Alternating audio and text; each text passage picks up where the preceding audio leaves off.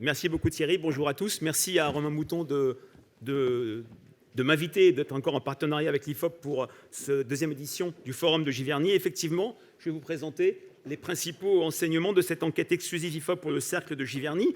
Après l'étude menée l'année dernière sur la RSE, le degré de connaissance, les perceptions, les représentations et les attentes, comme tu le disais Thierry, il s'agissait cette année de valider l'adhésion ou le rejet des Français à toute une série de propositions initiées par les groupes de travail du Cercle de Giverny autour de cet enjeu RSE, quel degré d'adhésion, quel éventuel clivage ou fracture au sein du grand public. Alors, qui dit sondage dit protocole méthodologique. C'était un protocole assez simple que vous connaissez, une enquête menée auprès du grand public à la fin du mois d'août, une mini-France constituée selon la méthode des quotas. Donc, on va regarder ensemble, non pas les 30 propositions, déjà que j'ai peu de temps, mais on va en prendre une petite dizaine. D'abord, 2 propositions autour de la citoyenneté. Une question qui paraît anodine, mais que je trouve très intéressante sur le sujet sensible dans l'opinion de la rémunération variable des dirigeants des grandes entreprises. On sait très bien que dans l'opinion, il y a plutôt un bashing des grandes entreprises, un attachement très fort aux TPE et aux PME. Mais là, quand on s'intéresse aux critères de la rémunération variable des dirigeants des grandes entreprises, on a l'impression, on peut parler d'un changement de braquet des Français par rapport à 10 ou 20 ans, s'agissant des critères du variable. Vous le voyez, plus de 3/4 d'entre eux mentionnent la protection de l'environnement, l'atteinte d'objectifs en la matière, comme un critère sur lequel la rémunération variable doit être indexée. C'est le même chiffre exactement s'agissant de la réduction des inégalités sociales. 2 remarques. D'une part, des réponses massives. Compte tenu d'un tel niveau de réponse, il y a très peu de différences ou de clivages selon les catégories de population. Et puis, symboliquement, le niveau de réponse entre environnement et inégalité sociale qui est le même, ce n'est pas rien dans un pays comme le nôtre. On a la passion de l'égalité, de la lutte contre les inégalités. Et plus que jamais, les Français n'opposent plus critères environnementaux, critères socio-économiques, la fameuse bataille d'Hernani qu'on a connue par le passé, qui était très vivace, semble avoir vécu.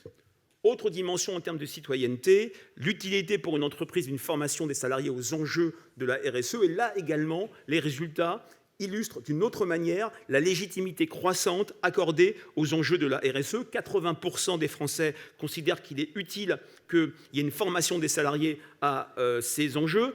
Pas de clivage particulier, c'est reconnu cette utilité aux 2 extrêmes du spectre générationnel.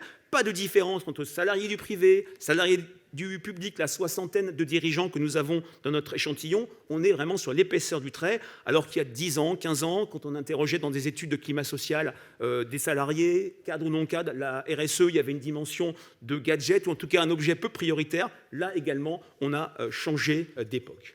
S'agissant des mobilités, 2 mesures ont été testés.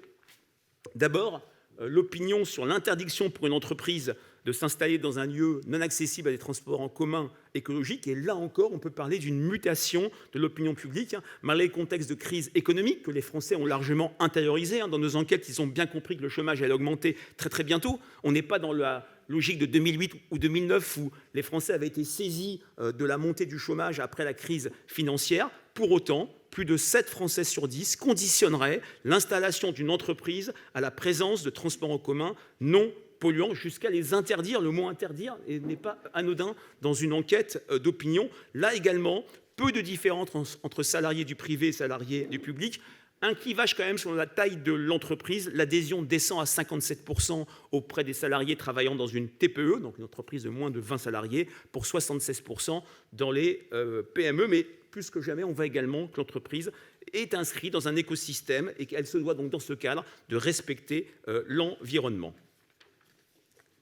Même logique s'agissant des mobilités. Vous le voyez, plus de 2/3 des Français que nous avons interrogés attendent de l'entreprise des actions volontaristes, par exemple inciter financièrement ses salariés à utiliser des véhicules non polluants ou des vélos. Les Français expriment désormais la vision d'une entreprise qui ne doit plus uniquement ou pas du tout être cantonnée à ses missions traditionnelles, la création d'emplois, le développement économique et commercial. Le business, c'est maintenant, dans un écosystème très large, l'environnement a sa part centrale, je dirais. Sur le numérique, on avait une proposition qui concernait le recyclage en termes d'utilité et de reconditionnement pour lutter contre l'obsolescence programmée. Alors, on a expliqué à l'ensemble des Français, on a proposé une définition de l'obsolescence programmée, et vous le voyez, pour 72% des personnes que nous avons interrogées, on trouve utile ou on est favorable à ce que des encouragements au recyclage et au reconditionnement permettent de lutter contre l'obsolescence programmée. Alors, c'est un thème qui ne faisait pas sens dans les enquêtes d'opinion, puis il y a eu l'effet de la communication des marques, la communication des pouvoirs publics, le terme économie circulaire est de moins en moins un objet non identifié dans l'opinion publique, et là, c'est une des surprises de l'étude, on s'attend à trouver des clivages particuliers, on a un constat général et avec peu de fractures. Sur les questions financières, nous avons une question d'abord qui concerne des sanctions. Est-ce qu'il faut sanctionner financièrement les entreprises qui présentent un bilan carbone négatif? Et dans le contexte que je vous décrivais rapidement, d'entreprises qui doivent respecter des critères environnementaux, quand on sait que les Français de plus en plus construisent l'image qu'ils ont à l'égard des entreprises sur ces critères-là, et pas seulement de réussite économique ou de renommée, sans surprise, il y a une adhésion massive à des sanctions financières pour des entreprises qui présenteraient un bilan carbone négatif. Là, symboliquement, que 3 points d'écart entre le regard des salariés au global, 83%, et le regard des dirigeants d'entreprise. On a un sous-échantillon qui vaut ce qu'il vaut, mais on est à 80%. On a là également, non pas une lutte des classes, mais un point de vue convergent. Sanctions, certes, mais également aide, puisqu'au-delà des sanctions financières, l'opinion se retrouve unanimement pour appeler de ses voeux des aides publiques pour les entreprises vertueuses, des entreprises qui ont des objectifs de développement compatibles avec la protection de l'environnement. Elles doivent être prioritaires pour recevoir des aides publiques. Donc certes, sanctions, c'est un discours assez traditionnel dans l'opinion publique, mais désormais, aide pour les entreprises vertueuses en matière d'environnement, 81%, et même 32% qui sont sur un tout à fait, c'est-à-dire un jugement catégorique. Enfin, dernière partie de cette restitution concernant les territoires, et un résultat qui m'a personnellement surpris. Alors, avec le chiffre de 90%, je n'ai pas eu donné, si je puis dire, la question du rôle de l'État. Quelle légitimité a-t-il pour favoriser les échanges entre les entreprises et les acteurs locaux? Vous avez vu, on a un résultat massif. L'État est perçu comme un facilitateur pour favoriser les échanges entre et rapprocher la structure entrepreneuriale et les acteurs locaux, mais c'est assez contre-intuitif après la période de confinement et de post-confinement qu'on vient de connaître, au cours de laquelle, dans nos enquêtes, les Français ont critiqué assez fortement l'action des pouvoirs publics. On a eu le sentiment que l'État avait failli, et ils ont au contraire salué les actions des acteurs locaux, des grandes villes et également des régions. Vous avez vu et su que le fait régional s'était largement imposé au cours de la dernière période. Et pour autant, l'État reste à un niveau très élevé. Nous sommes en France, 38%, même tout à fait, un interlocuteur utile et incontournable. Dernier point, une dimension de communication. Est-ce que c'est utile dans la sphère locale de communiquer davantage sur les solutions environnementales qui ont fait leurs preuves pour en faire bénéficier les autres territoires? Même chiffre, 90%, une adhésion massive sur la nécessité de faire savoir les bonnes pratiques et solutions en matière environnementale. Il y a ce rôle d'exemplarité qui doit être connu pour faire tache d'huile.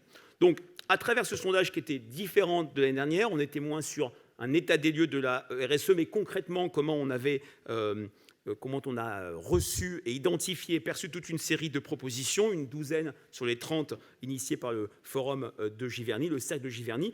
On voit qu'au-delà de l'intérêt prononcé des Français pour la RSE, on voit très bien un rôle majeur que les Français accordent à l'État et aux entreprises, vus comme des partenaires et non pas comme des adversaires. Ce qui est frappant, c'est les très faibles clivages, très peu d'opposition de principe entre salariés et dirigeants, et puis plus que jamais, l'extension spectaculaire du rôle et des missions attendues des entreprises. Je vous remercie. Merci Frédéric.